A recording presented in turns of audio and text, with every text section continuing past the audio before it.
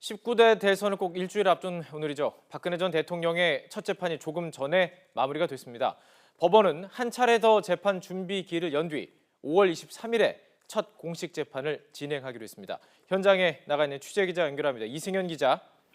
네, 서울중앙지법에 나와 있습니다. 박 전 대통령 첫 재판이 열렸습니다. 오늘 법정에 나오지는 않았죠? 네, 그렇습니다. 박근혜 전 대통령에 대한 첫 재판이 오늘 오전 10시부터 2시간 가까이 진행이 됐습니다. 박 전 대통령은 법정에 나오지 않았습니다. 이번 재판은 정식 재판에 앞서 열리는 공판 준비 기일이기 때문에 피고인이 반드시 출석할 의무는 없습니다. 박 전 대통령의 재판은 서울중앙지법에서 가장 큰 150석 규모의 417호 법정에서 열렸습니다. 이곳은 전두환, 노태우 두 전직 대통령이 재판을 받았던 곳이기도 합니다. 먼저 검찰은 박 전 대통령의 592억 원대 뇌물수수와 블랙리스트 작성에 관여한 혐의 등 18가지 공소 사실을 재판부 앞에서 요약했습니다. 하지만 박 전 대통령 측은 검찰의 주장을 조목조목 반박하며 18개 혐의 모두 부인했습니다.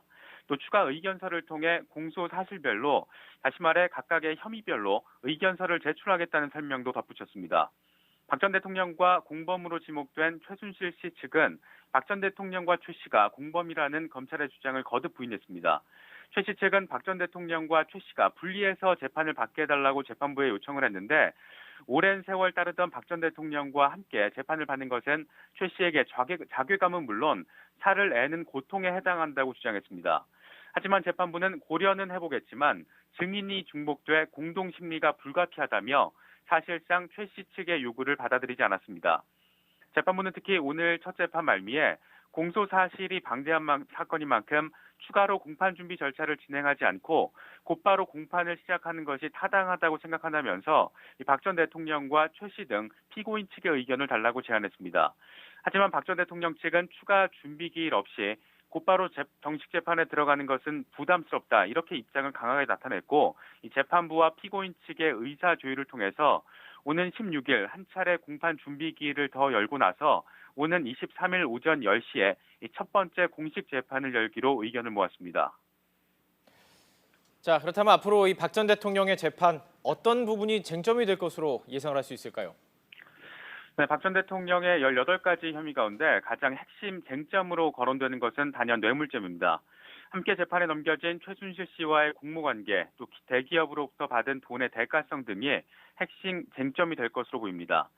검찰은 박 전 대통령과 최 씨가 경제적 이익을 공유한 관계로 보고 있지만 박 전 대통령 측은 이를 반박하는 동시에 최 씨가 불법 행위를 한 사실 자체도 몰랐다, 이런 입장을 고수하고 있습니다. 검찰은 혐의를 입증하기 위해 박 전 대통령을 수사한 한웅재, 이원석 부장검사의 수사팀이 공소 유지에 나서고 특검팀은 직간접적으로 지원할 것으로 보입니다.